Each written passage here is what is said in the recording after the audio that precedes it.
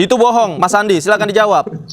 Ya kan zaman sekarang ini kan zaman teknologi, Mas. Kenapa harus ngamuk-ngamuk bilang bohong? Kan tinggal dibuka internetnya. Itu ada di layar proyektor pada tahun 2022 dan termuat bukan hanya di satu media. Beberapa media nasional memuat itu loh, Pak. Kenapa harus ngamuk-ngamuk bilang itu bohong?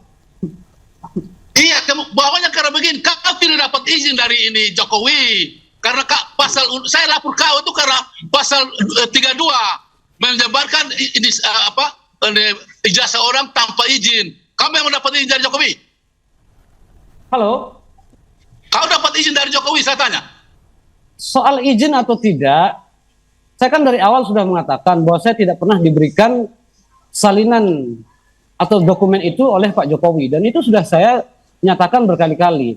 Tetapi kalau kita berbicara terkait masalah dokumen publik, ketika dia berada di ranah media, teman-teman media, tentu itu menjadi ranah publik, bukan lagi menjadi dokumen, tentu itu menjadi dokumen publik, bukan lagi menjadi dokumen privat. Ada yang menarik dalam debat ini. Dian Sandi Utama entah secara sadar atau terpaksa karena membela diri, menyebut bahwa ketika dokumen sudah di-upload di media, maka dokumen itu sudah menjadi dokumen publik, bukan lagi dokumen private. Loh, bukankah itu juga yang dipermasalahkan oleh orang yang dibela Dian Sandi Utama selama ini? Ya, Dian Sandi Utama adalah kader PSI yang selama ini getol membela kepentingan Jokowi.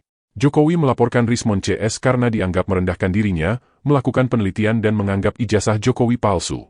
Menurut Jokowi, ijazah adalah ranah publik, bukan objek penelitian sehingga Rismon dan kawan-kawan tidak berhak meneliti. Dan saat ini kita disuguhkan sebuah fakta. Sang loyalis seolah menelanjangi junjungannya sendiri. Menariknya lagi, Dian Sandi Utama mengucapkan itu setelah berdebat dengan seorang profesor. Apakah kepakaran dan kepiawaian sang profesor ini justru sengaja memaksa kubu Jokowi untuk mengakui bahwa siapapun berhak memberikan penilaian untuk sebuah dokumen yang telah diunggah ke media sosial? Kita akan bahas lebih jauh, termasuk mengenal profil Profesor Yusuf Leonard Hanuk, mantan guru besar Universitas Sumatera Utara yang juga ikut cawe-cawe mendukung pengusutan keabsahan ijazah Jokowi. Jangan lupa dukung kami dengan menekan tombol like dan subscribe di bawah video, agar channel ini dapat bertahan. Terima kasih.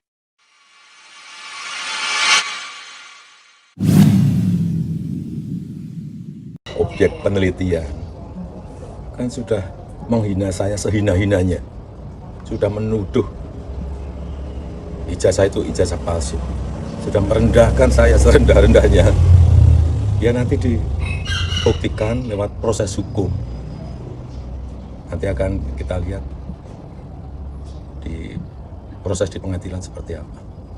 Artinya kalau untuk pelaporan itu bisa untuk peringatan ke pihak lain gitu nggak Pak? Yang melakukan sama? Nanti akan menjadi pembelajaran kita semuanya. Dan bagi Jokowi, ijazah itu adalah ranah privat, hingga dianggap tidak pantas untuk jadi objek penelitian. Jokowi juga merasa bahwa dia tidak punya kewajiban untuk menunjukkan ijazahnya ke publik. Namun benarkah demikian? Iya, secara hukum. Ijazah adalah dokumen pribadi karena mengandung data identitas seseorang. Namun, karena Jokowi pernah menjadi pejabat publik tertinggi, presiden, maka masyarakat berhak tahu apakah dokumen itu asli atau tidak, sebab keaslian ijazah menjadi syarat sah pencalonan presiden. Jadi meskipun dokumen pribadi, dalam konteks ini, ijazah Jokowi masuk kategori informasi publik yang menyangkut kepentingan umum. Dan itulah sebabnya, tanpa ragu, pihak UGM berani mempublikasikan dokumen ini di tahun 2022 silam, tepatnya 22 Oktober tahun 2022. Beberapa hal yang mungkin di media sering dipertanyakan adalah nomor registrasi ini. Nah, nomor register ini biasanya yang kalau saya lihat di media sosial itu tidak nampak. Nah, padahal ini ada. Ya, saya nggak tahu kenapa bisa terjadi seperti itu. Apakah pihak UGM tidak tahu bahwa mempublikasikan ijazah seseorang adalah pelanggaran data pribadi? Tentu saja mereka tahu. Tetapi oleh karena mereka juga memahami posisi Jokowi sebagai presiden, di mana keabsahan semua dokumen persyaratannya sebagai presiden harus diketahui oleh rakyat, maka pihak UGM tanpa ragu membiarkan wartawan merekam dan mempublikasikan dokumen tersebut. Dan inilah yang kemudian diteliti oleh para pakar termasuk Rismon Sianipar, Roy Suryo, Dr. Tifa, dan lain-lain. Penelitian berlanjut setelah salah satu loyalis Jokowi, kader PSI Dian Sandi Utama publikasikan sebuah dokumen yang diberi caption ijazah asli Jokowi.